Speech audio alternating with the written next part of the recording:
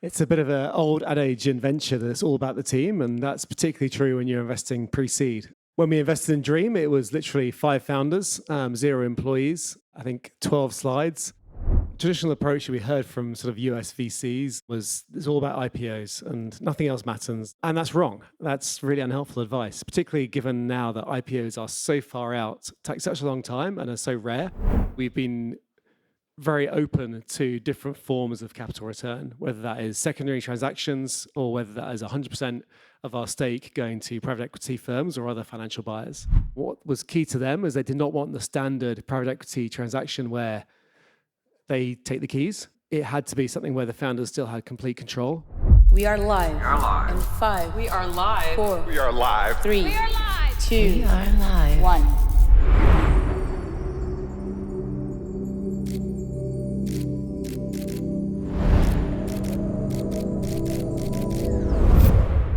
It is an incredible story, the Dream Game story.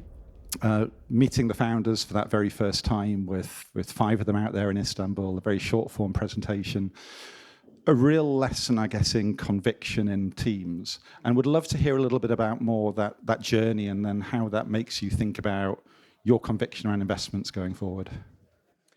It's a bit of an old adage in venture that it's all about the team, and that's particularly true when you're investing pre-seed. And when we invested in Dream, it was literally 5 founders, 0 employees, I think 12 slides. And I was given a tip from an angel investor, Akin Babayiget, who said I should meet this team. They're pretty special.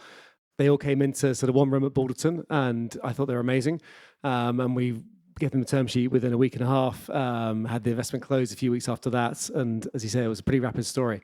We spend a lot of time thinking about what makes amazing founders. And it's hard because there is no clear pattern. And every investor I talk to, I'm interested in how they think about this. And every investor has a different mental mindset on what makes an amazing founder. But yeah, we look at someone like Sonera at Dream or Nick at Revolut. There are different characteristics where they are truly above and beyond. They are sort of top globally in certain areas. For Sonera, it is his complete obsession with making games, that he spends all of his time playing games, working in games, building games, and he will be there analyzing every single frame of animation to make it absolutely perfect. And I think that obsession about quality and the amazing product that they build is super important and why Dream have been so successful. It's a fantastic. I heard a little bit about some of the things that you talked about, how Snare develops the product, and that rather than backing a stable of products from day one, that real focus on doing one thing, doing it incredibly well, perfecting it, working time and time again to get the very, very best product, I think it was a real educational lesson. So anyone who hasn't had a chance to listen to some of the work that Rob's done around that and talking around the product development side of it, it was super interesting. And we could spend a lot of time talking around the growth of the business and how it went from, as I say, 0 to 1.5 billion Over euros. 2, actually. Over 2 billion. A phenomenal story. A phenomenal story, and Snow did a great job. But I think this award is all about the exit, and therefore it's probably worth spending a bit of time on that, because something we all think about, which is completing the cycle and returning capital to our LPs and our shareholders. And I'd love to just hear from you, given the type of exit, how you went about that process, both within thinking about it within the Balderton partnership, but then also working alongside your other co-investors and the founders to achieve the result you did. Traditional approach we heard from sort of US VCs and was it's all about IPOs and nothing else matters. What you do is you invest in a bunch of companies and then a few of them IPO, and then that's how venture works. And that's wrong. That's really unhelpful advice, particularly given now that IPOs are so far out, take such a long time and are so rare, and given the challenges with taking companies public globally, but particularly in Europe. It's not the only way for us to return cash to our investors. And that's why we've been very open to different forms of capital return, whether that is secondary transactions or whether that is 100% of our stake going to private equity firms or other financial buyers.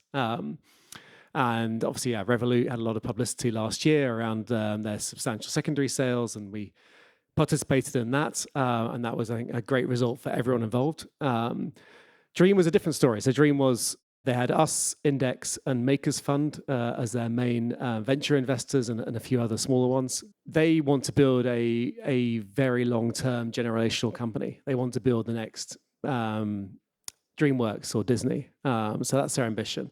They never want to sell. They don't really want to IPO either. And it would not be a straightforward IPO story for a company with, at the time, it was one game, Royal Match.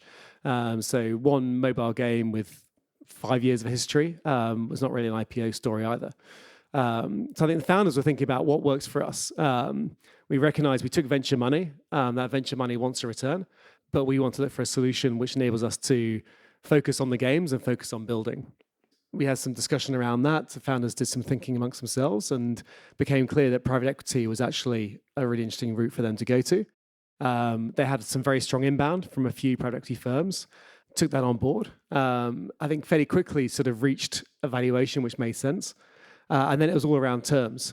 What was key to them is they did not want the standard private equity transaction where they take the keys. It had to be something where the founders still had complete control. And so that was a lot of the discussion with the firms coming in was around terms.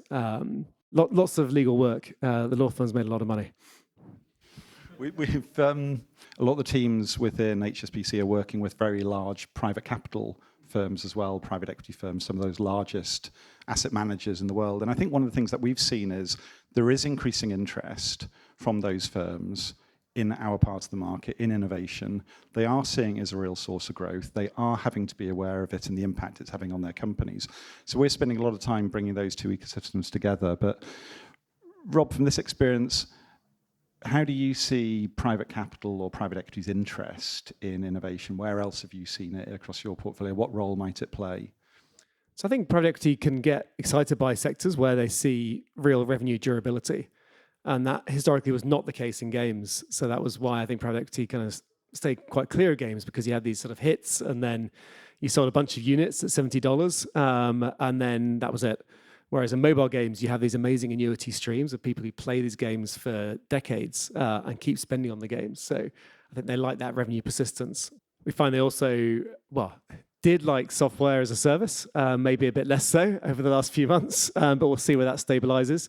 Capital markets is definitely an area which PE find interesting. KKR came into one of our investments, Premier Lab, at the end of last year, which is a capital markets business, and took a substantial share in that business. So we're definitely seeing interest in the capital market space. Again, very sticky, committed long-term revenues. And yeah, I think AI probably is too early. It's probably too expensive for PE at this stage, but there's obviously a lot of interest, and we'll see where that stabilizes.